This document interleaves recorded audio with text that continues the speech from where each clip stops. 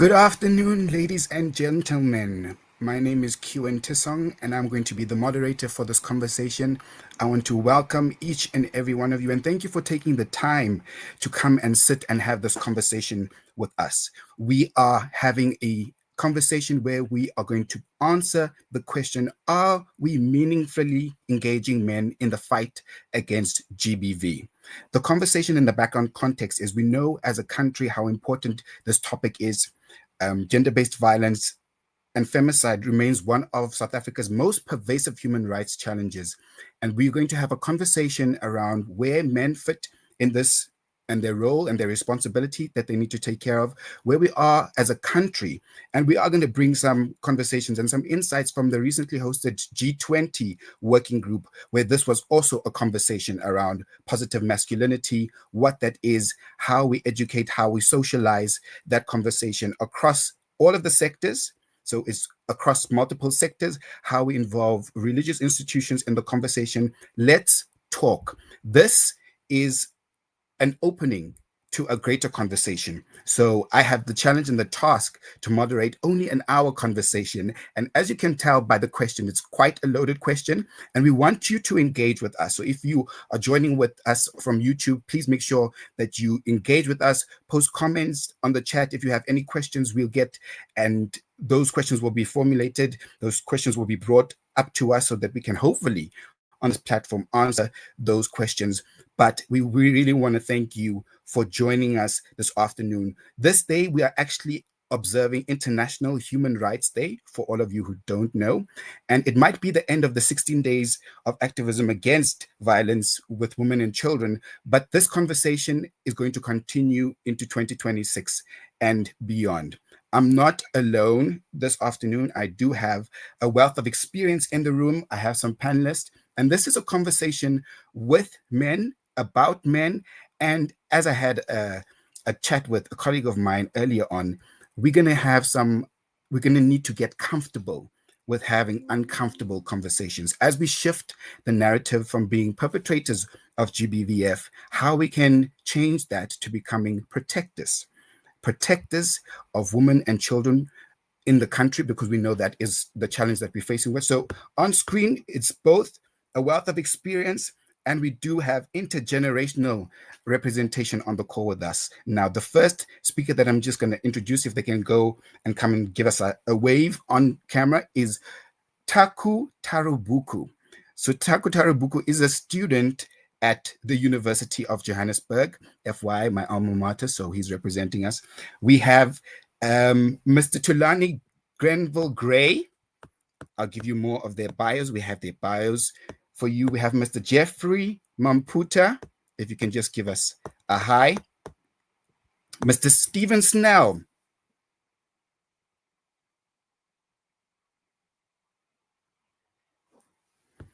And lastly, Reverend Zwo. Are you on the call with us, Reverend Zwo? We can see you. Thank you, sir. I am. Yes, you are. Thank you. Thank you for having us. We hear you loud and clear. So I'm just going to give you some bios with some of the speakers. And the anchor question and the conversation that we are going to ask is, are we meaningfully engaging men in the fight against GBF? We have some change management specialists here. We have some organizational specialists and behavior specialists on the conversation. So as I said, a wealth of experience in the room with us for the question to us. So Taku, I'm going to ask you to be the first one to answer that question. And as you prep to answer that question, I'm just going to give the audience your bio. So Taku is a dynamic third-year public relations student at the University of Johannesburg, graduating in 2027. Passionate about ethical conduct, strategic communication, and creative storytelling. Taku thrives on crafting messages that connects brands with their audiences, with strong skills in fostering relationships, digital PR, and strategic communication. He is driven to build meaningful, ethical relationships between individuals, organizations, and stakeholders. He is innovative, dedicated, and future-focused. Taku is ready to make an impact on the PR industry. So Taku, once again, I'm going to ask you the question. Are we meaningfully engaging men in the fight against GBV? What's your views? Good afternoon. I would say we're not meaningfully engaging men through the gender-based violence action. The reason I'm saying this is that men are usually considered as perpetrators when it comes to Mm, gender-based violence, whereas we're trying to change this narrative, whereas men should be those people that are going to stand with the women, and we're going to say that we yeah. need to stop gender-based violence. That's the view we're coming first from. Thank you. Thank you for adding that. Are there any initiatives that you are currently involved in, Taku, from a UJ perspective? I'm currently working with the community engagement with Boys and Girls Club, which is like an initiative where boys and girls from different schools they get to sit down. We have to talk about social media. We have to talk about things that people are actually inhaling, things that people are actually Hmm. taking in as the youth. We were saying that as the Yeah. youth right now, we're not really learning much. You can't really have like an intellectual conversation with the youth because Hmm. of social media. This is because of the toxic masculinity that we're talking about. We were saying that Hmm. us as the youths, we've come to a point that it's all about social media, it's all about the things that we see, and we're trying to portray a narrative towards the women, towards the youths, towards the next person. And that's the Hmm. starting point because it all goes back to emotional intelligence. Yeah. I love the fact that you are engaging at that grassroots level with the boys and the girls club, because we know that this is an inclusive conversation and dialogue. The concept, and we've heard a lot about this, especially in building up to conversations such as these, with the term toxic masculinity, and how we need to shift from the toxic masculinity to a more positive masculinity, what that looks like, what that sounds like, educating everybody on how we make that shift from toxic masculinity and the traits that are associated with that, and how we can not only call men out but call them into the conversation, because they Yeah. have a significant part to play in what we need to change as a society. Mr. Tulani Grenville Gray, how are you, sir? I'm fine. Hello, everybody. Okay, and you're going to give us some more time later, I know. To answer the question directly, of course we're not engaging, but I'm going to strip it down and simplify it. Are we engaging meaningfully anyway as men? Not necessarily about GBV. We don't. We Mm, know that. We codify. We don't. We have. I'm not. I'm generalizing, but I'm mhm, important that anyway. I think it's we're not. But then I got to thinking, how does anyone engage anyone meaningfully? We sort of often say, no, come, let's talk. But there are preconditions you need to have a meaningful engagement with somebody. You need affinity. You need a sense of sameness or commonality. You need trust. You commonality. need to understand the intention of that engagement, and it needs to be desirable. And then we have to ask ourselves, what do we mean by meaningful, right? What is meaningful in this context? Well, to me, Yeah. it would be growth, and it would be personal insights and joining the dots between, uh, thinking, growing up, upbringing, and behavior. So I think sometimes we just sort of put out these calls. Oh, we need to talk. We need to have a meaningful conversation. But let's break down and provide the preconditions that people need in order to have a meaningful engagement. And we're not even close. That's it. It's interesting that you use the terms of trust and how trust needs to be established. First of all, a commonality, and then the trust that you have. You can see your background in change management, how we join the dots, and how we ultimately create impact on that. I just want to ask you a question, Tulani, based on what Taku just shared, and breaking things down. What is positive masculinity for you? I don't know. I can explain it. I've got a lot to say about what. I know you do. Yeah. But I don't like slogans because slogans don't go anywhere, and Mm, we're replete with slogans. I mean, really, um, we can't use slogans and terms anymore. We've got to get personal and make it real. It's not. It's too floaty. It's up in the air. What is a positive? It seems to be a response to toxic, like you said, but I don't think it's. I think people have to find their own understanding of what that actually means. So yeah, I don't want to use slogans. I've spent my whole career using slogans. They don't do anything. Yeah, I can see we're going to have a very interesting conversation. I'm going to get back to you there, Tulani. So, in case anybody was wondering, just to give the context then, Tulani's bio, seasoned mental health specialist and change management expert, as you could tell, with over 25 years of experience in behavioral change, stakeholder engagement, and trauma-conscious leadership. Proven ability to navigate complex transitions, apply human-centered design processes and thinking to create solutioning strategies, driving impactful, and obviously that's the objective of every conversation, impactful organizational transformation across public, private, and non-profit sectors. We're happy to have you here with us, Mr. Tulani. Thank you. The next person I'm going to introduce is Mr. Jeffrey Mamputa. So he's a development practitioner. He is a highly experienced mediator, facilitator, development practitioner, and peacemaker of many years standing. He has spent a lifetime mediating and serving informal settlement communities in conflict. Jeff has decades of experience working with the IEC in conflict mediation and preventing violence. So to you, Mr. Jeffrey Mamputa, the question is, are we meaningfully engaging men in the fight against GBV? Thank you very much for that. No. First of all, the language that we use when we talk about gender issue, gender mainstreaming, and all of those kind of things, it's a language that's meant for a few. It's understood by a few. It feels, when we talk to men and asking them to engage, or when men want to engage, it feels as if it's an insider's club. Even amongst women, it's women of a certain class, a certain persuasion, with a certain experience. So men feel excluded, not only because of what I've spoken about, but basically because of the language. Tulani said it earlier on. What is toxic masculinity? You don't find that in everyday terms. You don't find it where men are or even where women are. You'll only find it in a workshop, in a gender workshop, most of the time.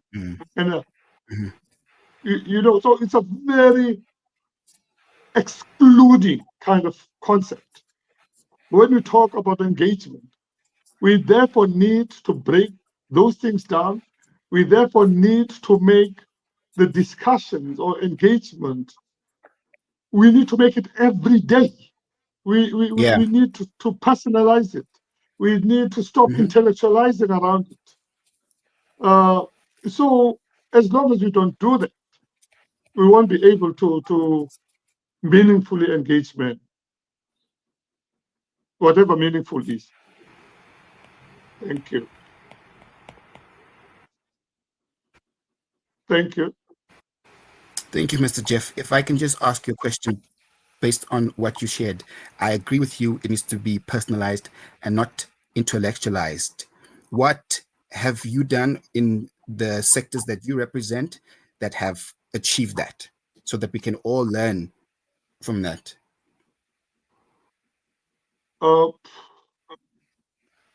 Some of the projects that one has been involved in is what in the 90s we used to call men and masculinity.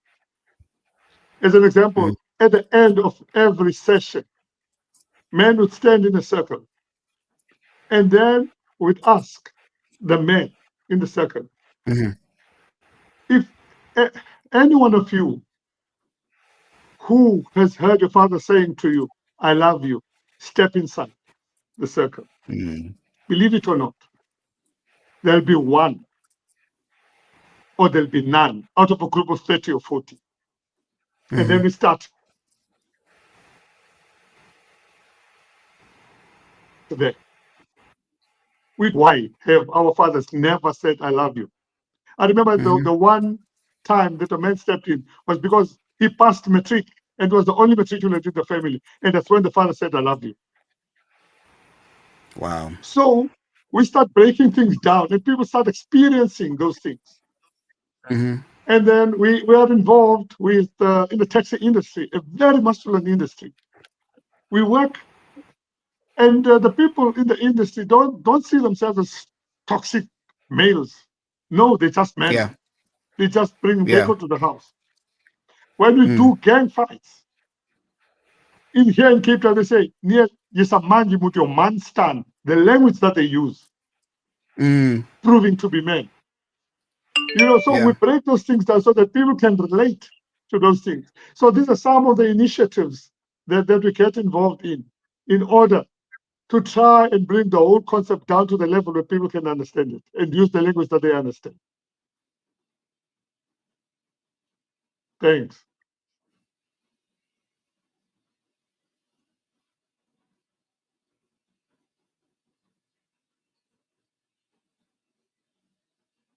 Did we break someone?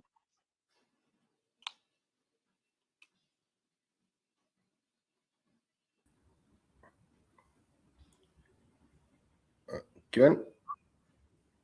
Go on, Froze. Okay.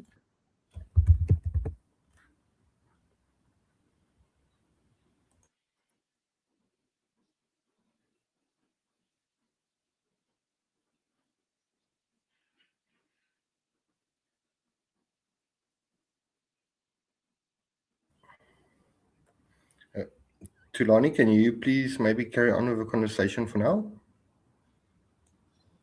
Yeah, sure. That's exactly right, the point about language, and I'm going to push that if I get time during this call. Steph, maybe say, I don't have your bio in front of me, but if you could just introduce yourself and say your say. Do you agree? Thanks. Yes. So my name's Stefan Snell, and I work in an organization called Tales of Turning, and we specialize in looking at these tools around social media and how we can use those tools for social good. And of course, gender-based violence is part of that. And I think Mr. Mamputa is being humble there. He's also part of that initiative. So I want to say that there's something that we got to put on the table too, and that's for every woman and child we kill at least 5 of our brothers, in South Africa more, and that today you can predict a 10-year-old whether they're going to be in jail or not. That's the kind of data, or the way how analytical the data has become. And we also know that violence behests violence, or hurt people. That's not a small thing. You grow up in a violent situation, you act out violently in your life. So there's a convergence of lots of research that is happening, intergenerational stuff, all sorts of psychological research, and so I think what's really new is we're starting to get a much bigger and wider and real picture of the cause of this violence. And of course, women and children are one of the big symptoms, and that's the glaring one in society. It's odd in a way, and we have to ask ourselves the question, why are we not bleeding the same way over the men that are killed? The other thing is just to realize that men are as terrified of men as women are.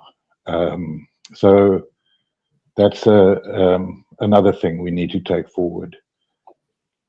I think we're really in a good position to do things now. I had the privilege of being able to do some analytics around gender norms recently, and I can tell you that the conversation over the last 2-year period has increased 67% over the previous 2-year period. That is an enormous shift. So I think we're at the cusp of finding serious, meaningful solutions at scale. Thanks.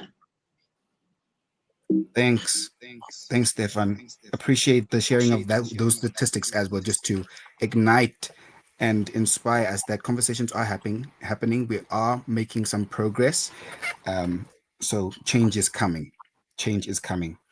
The last one that we have that I'm going to introduce is Reverend Zwo. Are you on the line with us, sir? I am. The sound is not great, but I am on the line. So let me switch on again the video. Yeah, it's better now. Can you hear me? I'm struggling with your audio. I'm not sure if it's just me. No. Even the previous person, I was struggling with the audio, but I've got a lot of network connectivity. I've got 4 bars. I don't know what's happening.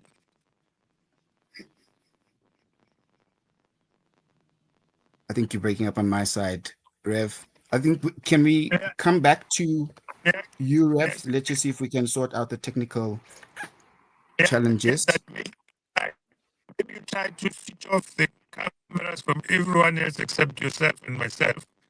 It might improve.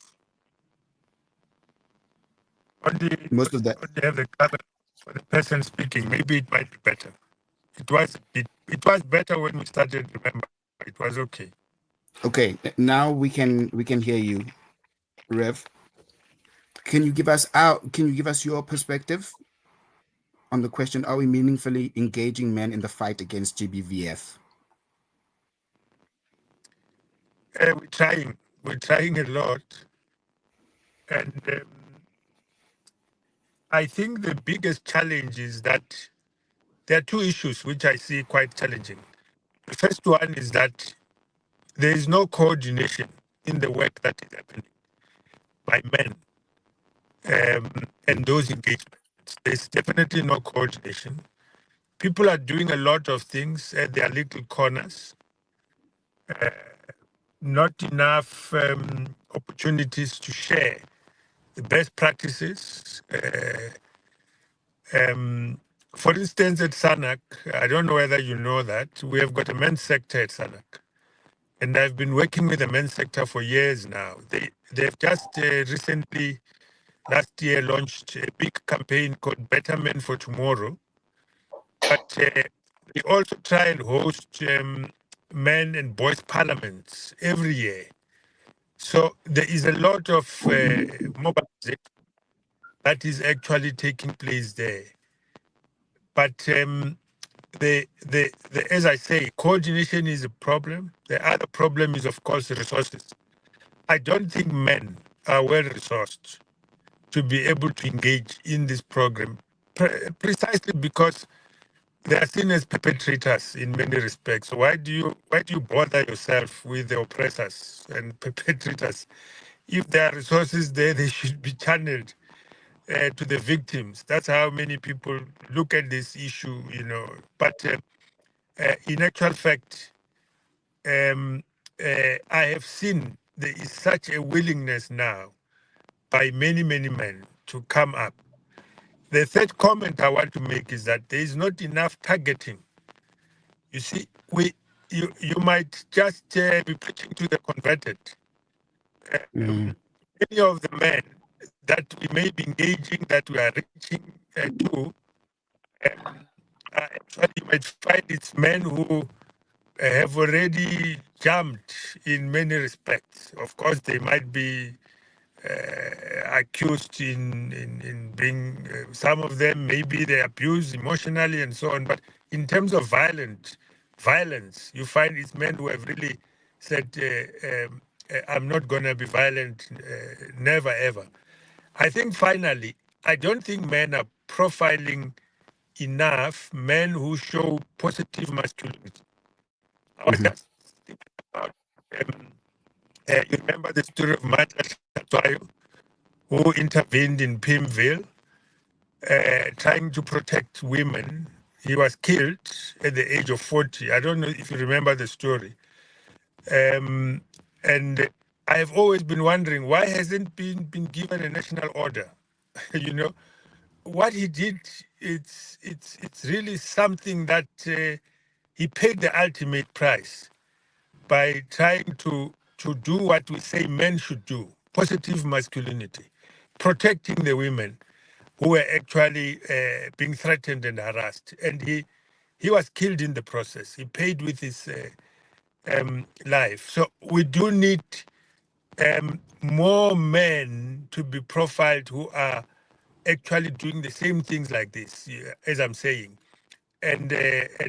But it's not enough. That's not enough that is happening. And those should be true role models for our youth in terms of what they stood for. They are martyrs for a very good cause.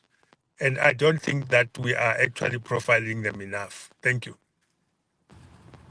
Thank you, Revsvo. I'm hearing you in terms of profiling the positive masculinity, what that means, what that looks like, and hopefully by the physical representation of what that means, and through the education that our colleagues have spoken about before in what is the everyday language that we can use, what is the fire chat type of conversation that we can have, how do we create the safe spaces to openly share and be vulnerable. I know, Tunani, we've spoken about vulnerability and how we get that. How do we encourage men to be more vulnerable so that we can have these type of conversations? What's your view? Who, me? Yes, sir. Tulani. Okay, I want to reiterate what Jeffrey was saying, is that we've got to go personal with this. No transformation ever happens without personal. And we've been delving around in the high level, instructive, stop, don't, we end, you know, and then getting impersonal takes time, and it takes commitment, and it takes patience. And I will, and I didn't know about that guy, but as I always say, that's at the end, right? That's at the end. That's at the pain point, the killing, the suffering, the rape. We need to go back to the beginning. And just an example of getting personal, I'll tell you a personal story of mine. Because we talk about this elite, we talk about gender norms a lot. The people in the know, like he said, the exclusive. Let me just break it down. So, before I realized I was a boy with dangly bits, my favorite color was pink, right? I loved pink. I loved it. No one said it to me, but I very quickly realized, you're not supposed to like pink. And when I look now, and you ask me what my favorite color is now, it's blue. It's deep. The deeper the blue, the better. I love blue. And then what happened? I have to ask, what happened, man? And if you ask me, do I still love pink? Yes, I do. In secret, probably. But what happened? What happened is that I internalized a torrent of normality that a boy is supposed to be, and I took it in and I internalized it. Right? But it may not be my favorite color or my first choice. I'll give you another example. I had a talk at the presidency, the last, with about 40 men in the presidency, big, powerful men. And I asked them to write down on a piece of paper, what's the thing they most hate about being a man? Confidentiality.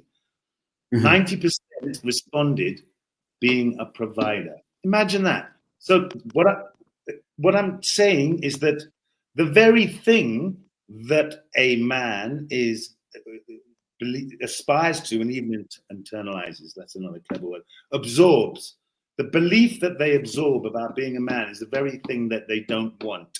So what does that bring on? A whole lot of inner turmoil. A whole lot of, you've been sold this line and it's not working for you.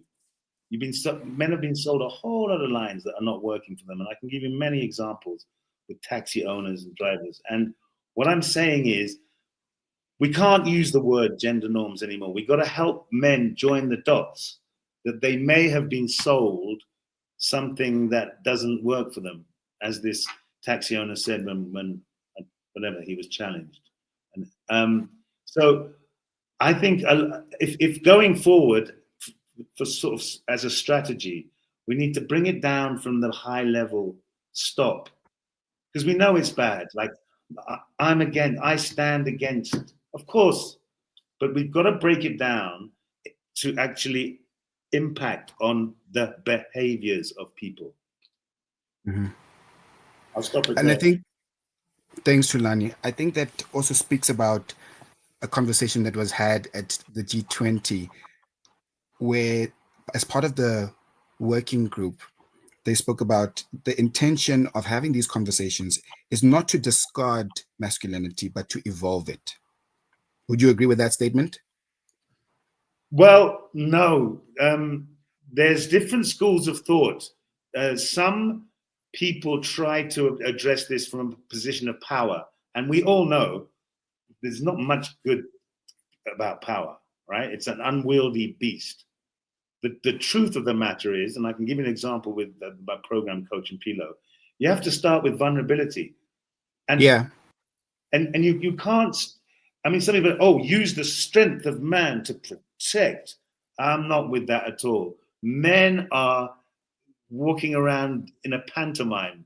It's a kind of like a pantomime. It's like, right, you'll be the guy, you'll be the woman.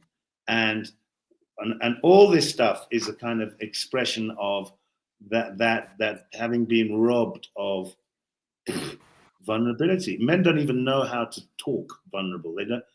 I can talk to you about a program called Coaching Pilo, but I'm taking over the time. But that program worked because the starting point was, I'm scared. And it was the most successful male program ever. So I wouldn't start with enhancing masculinity, because the masculinity that we believe, masculinity is a kind of like, it's a thing that's been foisted upon men, you know. Thank you, Tulani. Thank you for those views. There's a question that they actually asked us to bring into the conversation. And I think I'm going to ask Stephen to answer this question, or anybody part of the panel that feels comfortable. What role do traditional leaders, example, chiefs, and spiritual leadership, example, bishops, play in engaging boys and men in the fight against GBV? Anyone want to take that? Rev, can I ask your view on that one? Rev Zwo. Well, if you recall very well, I did say that we have got a problem of targeting. And in the program that we run at SANAC, for instance, Betterment for Tomorrow, we also target traditional areas. Traditional leaders have quite a lot of influence in their communities. Mm-hmm. So the program does leverage on people of influence to be able to alter or change those traditional toxic gender norms, which are actually fueling things like gender-based violence and femicide. So there is a lot that needs to be looked at from that particular perspective, but the traditional leaders are being mobilized. The church, as you have indicated, the bishops, to a varying degrees, the church is not only very hierarchical, but very often it's quite sexist in the way that it is. I mean, the church is really coming way behind society. And so when you look at many other churches, they actually propagate this kind of toxic masculinity, maybe not aware of what they're actually trying to do in that particular perspective. So they are also being mobilized, for instance, the clergy and the bishops, but we're not making covering a lot of ground there because of the way that they actually propagate that not, it's not intentionally, but unintentionally actually plays into toxic masculinity kind of thing. So yeah, But the two that we've touched on traditionally, the churches have got a lot of influence, so they should not be not ignored in the process, and they need to be able to be brought into this effort to try and end gender-based violence and create a much more equitable society. I see we are still struggling with your sound, Rev, but I think we got the gist of what you were trying to say there. I'm just going to bring in Taku. So with what you've said, Rev, is we are engaging, we are mobilizing, we are equipping.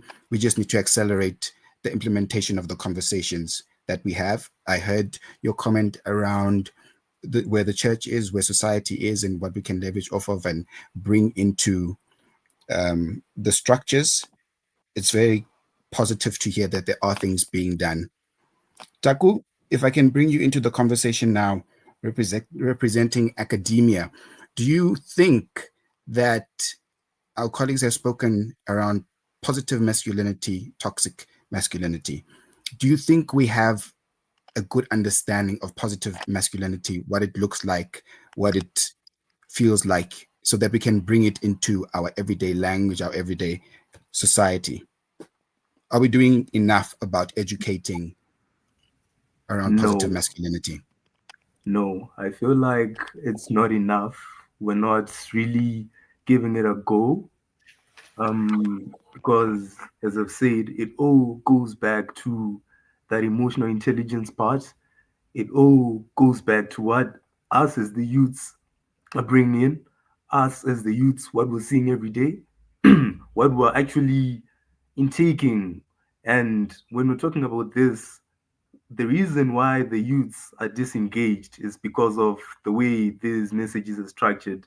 I think I'm gonna go to that culture aspect where, as the youths, if we're going to go to your traditional leaders, if we're going to go to the church members, to the church leaders, we're not going to go there and then listen and someone is going to be saying that you as a man, but rather it's more of the languages most speakers have said, yeah, the language Mm-hmm. is the main thing where men are being accused, but then we're not sidelining them through this fight.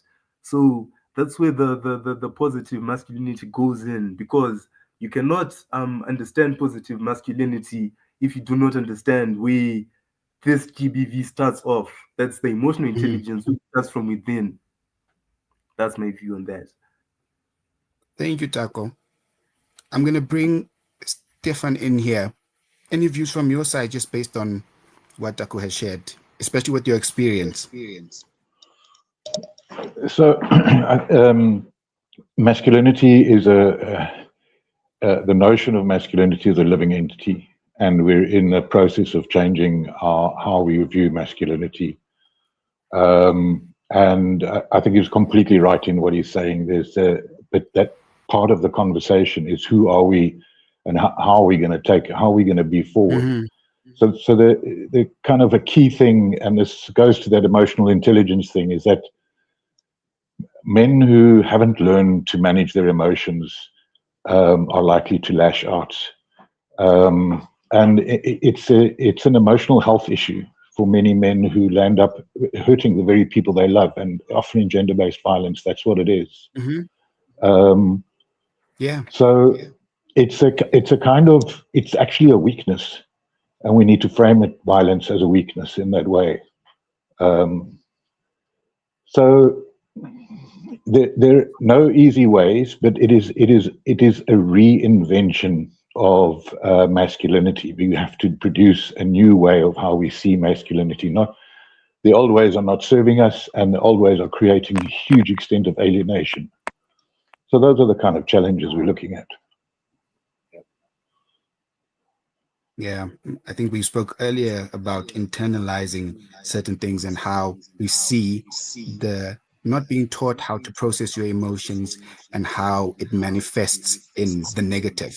So not being taught how to first identify your emotions and then how you deal with those emotions so that you can process it in a more healthier way, and what the negative or the consequences are of not being able to do that and process it in a healthy way. I'm going to bring Mr. Tulani, back into the conversation. Around the youth becoming disengaged, do you have any thoughts, any comments on that one and how we can change that, shift the disengagement of the youth? Okay, so you have to go back to the messages and the way people frame this whole critical transformation that needs to happen.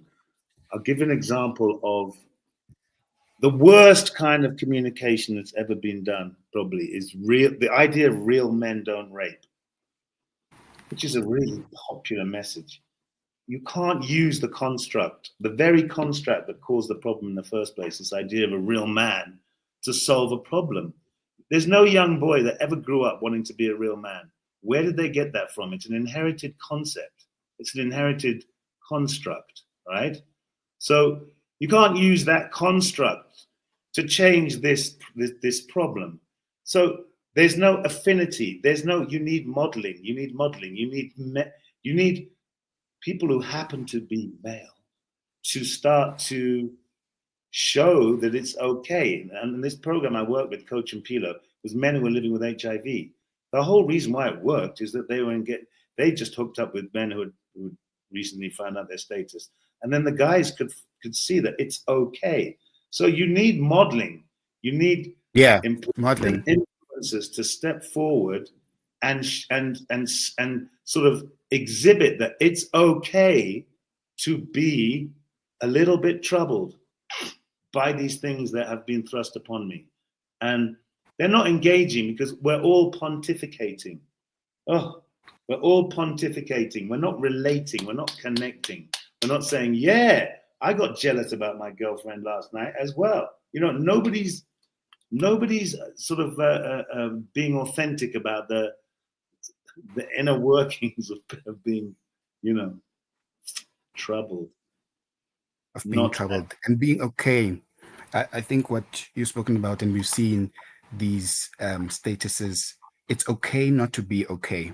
The modeling, firstly, the championing, being authentic with where you at, how you feel, and how, again, you are either create the space or find the space where you can be your authentic self and share these and become vulnerable and let that message cascade. We have a comment here that says they like the discussion on inclusive language, which we've heard as a theme throughout this conversation. Let's get back to speaking everyday language, words beyond just hashtags. The words that are used should be diverse and inclusive in terms of social and community culture.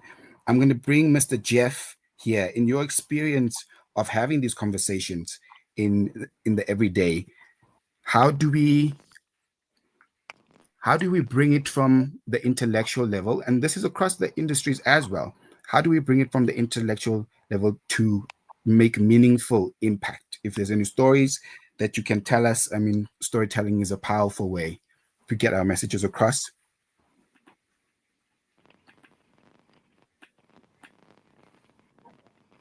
I think you are on mute, Mr. Jeffrey. Okay, thank you. Thanks for that. No problem. One of the challenges that we have, I think Tulani keeps on going back to it, and you raised it, is the whole issue of masculinity. How do we define masculinity? How do we masculinity define? an everyday term? Is it a word that's used every day? And the other challenge that we have as engaged men, if there's such a thing, is the prescriptive manner in which we look at change when we look at masculinity. How we determine toxic and positive masculinity is very prescriptive. And that alienates a lot of men because, with due respect to the bishop and the reverend, it's like the extreme of born again, or people who've been converted. Even people who stop smoking and they don't want to sit there. We're too prescriptive. We tell people what is toxic, and we tell them what is positive. I was just tempted to talk about that. The other thing is when you ask about traditional leadership, it's very interesting that I was waiting for that question. at some stage. Because every time when we talk about masculinity, it's traditional leadership will always. What is it that when we think about masculinity and all the negative things around masculinity, we think about traditional leadership and sometimes the church? When sometimes the very essence of toxic masculinity we learn at universities through the disciplines that we go through. So, and these are the things that alienate a lot of men because they find it so threatening, they find it so accusatory. Yeah. So, to bring in stories, somebody was talking about stories. When we work with taxi drivers in KwaZulu-Natal, another stereotype, when you talk about masculinity, you think of KZN. And then you think of taxi drivers. Then you say double toxic masculinity. Those are the stereotypes. But one of the most successful projects that Tales of Telling did was amongst the taxi drivers in Natal, in KZN, where they were engaged and they were given an opportunity to talk about how they feel. Ngabafazi, as they put it. They don't talk about gender and all that, they talk about abafaz, by Isa, kind of stuff. And then once they got engaged, once they were made to understand what their role is and how their lives can improve if they can start working with women, they were the ones who were putting up posters in their taxis around, staff would have more information on that, around GBV, around where to go as taxi driver when you feel that you're beginning to lose it at home. So they started engaging amongst themselves. There was nobody there to mentor them, to counsel them, to do. They would have sessions in the rank and talk to one another as men. Hey, I nearly lost it last night. Hey, but if Mkhize didn't say that, I would have lost it. Those are the stories that, as Umfundisi said earlier on, are not celebrated. Correct. Thanks. So if we had more time, we'd talk about more stories where men have been engaged and men are doing it for themselves. And as they put it, we'll fumble on our own and find our own way around. They don't know anything about masculinity, for instance. They don't know anything about the terms that we use here in this discussion. Thanks. Tulani, did you want to come in there? No, I'm agreeing with the problem we're having with language. This is not academic. This is not academic.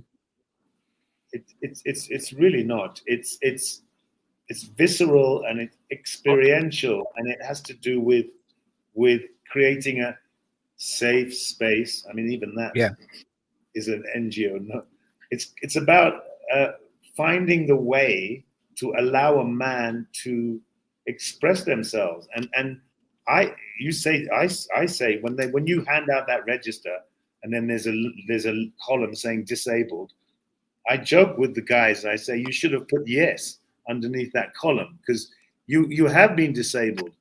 No one ever told it to you, but what is the result of being told you can't express yourself? Not crying or feeling is not a sign of strength. So for me, it's not about changing men. It's about helping them understand themselves. And that takes time.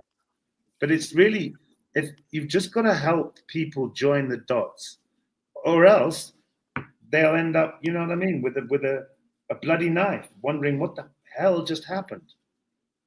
You've got to build insight. You don't need to build messaging. You don't need to build billboards.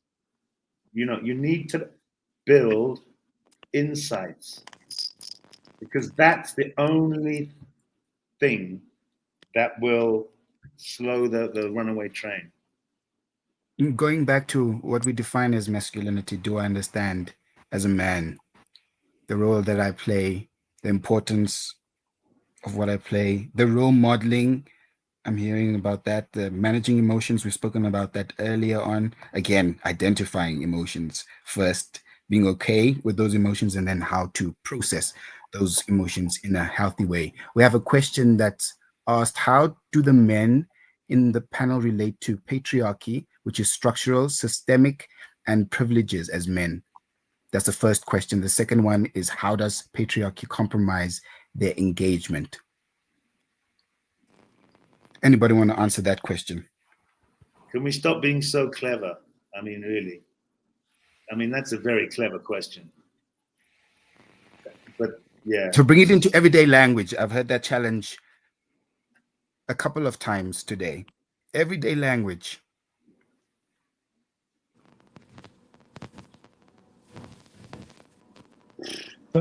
Stefan, do you have a view on those questions? Well, I guess its dominance would be the easiest way of saying it. Yeah. And that position of dominance that men feel entitled to. Yeah, entitled. So patriarchy, of course, goes along with all the other words. It's as Tulani says, it's about insight. It's about inner exploration. Men know what's right and what's wrong. They're confused by fashion, by the environment, by that horrible another word, norms, standards, the way their culture is, the way they grew up, where they're supposed to shine, perform. I think the sort of male alienation amongst boys is huge. They get completely outperformed at school by girls, and they're lost. So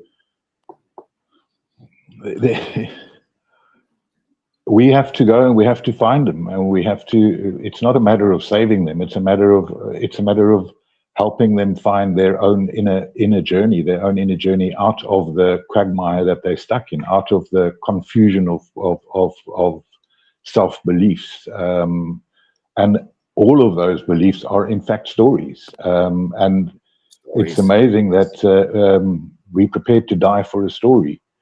And that challenge is not just in the gender-based violence field, and it's not just in the problem with males and violence in general. It's a kind of global problem we're facing now, and we're in a process of transformation. And the only way forward is to become more conscious, to go inside. It's not like it's not on top of the fridge. It's inside the fridge. That's where the answer is. More conscious. Not about saving, it's about helping them in their inner journey as well. I love that one.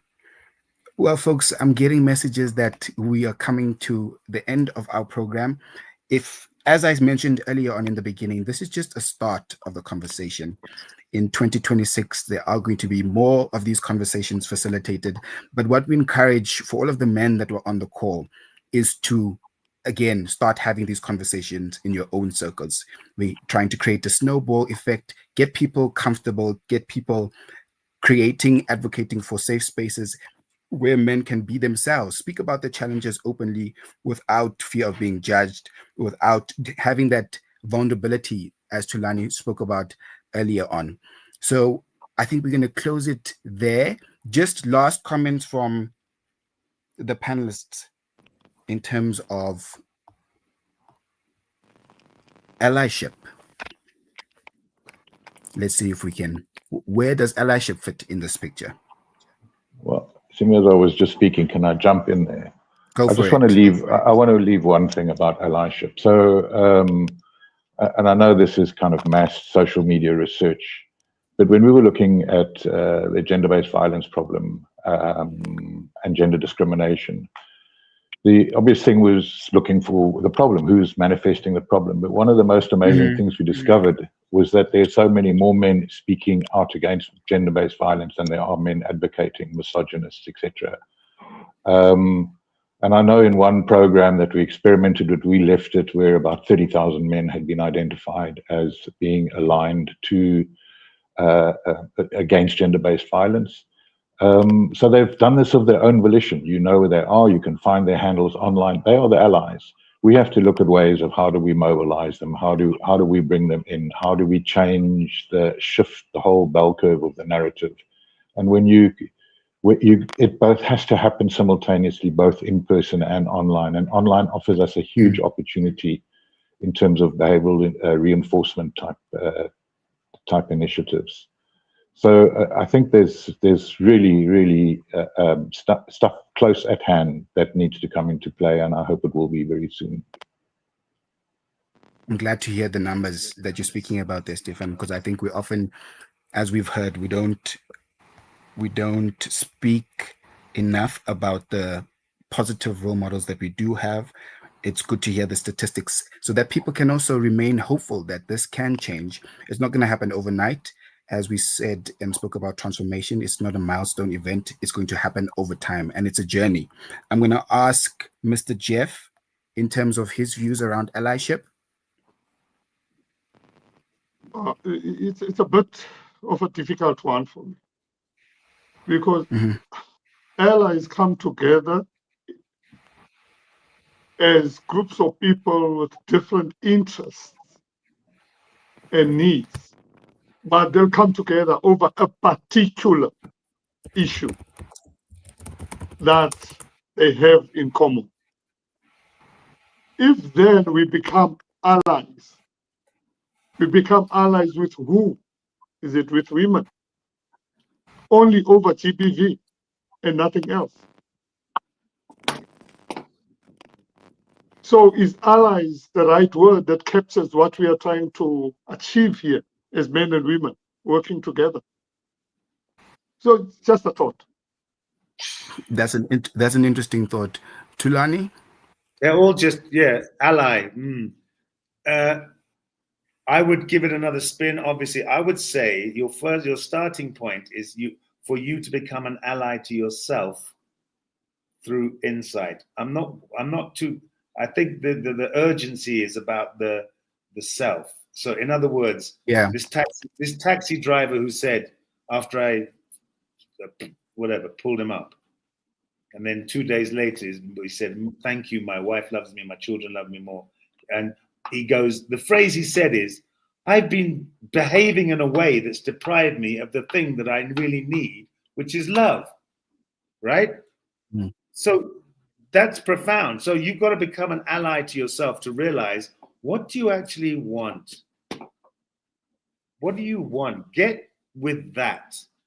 And then you will see the promised land. Become an ally to yourself first before becoming an ally to others. Yeah, through help and support. Of course. I like that one. Mr. Revzo.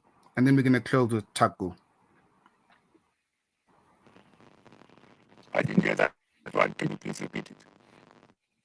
I think we're still struggling with the Rev. Taku, do you want to come in? Yes.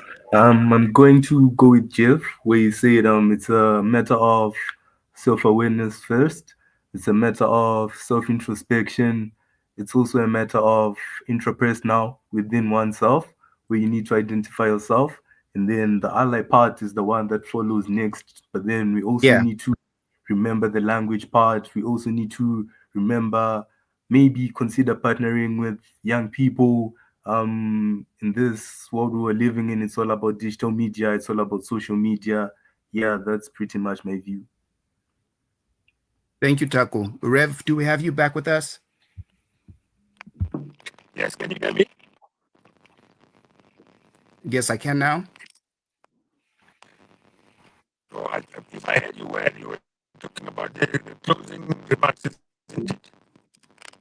I think we're still struggling with Rev, and I know that we have run out of time. But as I said, this is the first of many conversations that are going to be hosted in 2026. To everybody that made the time, that made the effort to join us online, I want to thank all of my panelists for also making the time, bringing their wealth of expertise to the conversation. The conversations are going to continue in 2026. So to everybody, once again, that joined online, thank you for coming to have the conversation with us. I know that I'm personally taking a lot of learnings from there, being how we resolve for the disengaged youth, how we can better coordinate our efforts we spoke about that, and the positive statistics that we have, that there are shifts being made. So it's not all doom and gloom. We speak, and we need to amplify the message of where we have the role models who do display the healthy behaviors that we want to see, and walking the journey of change.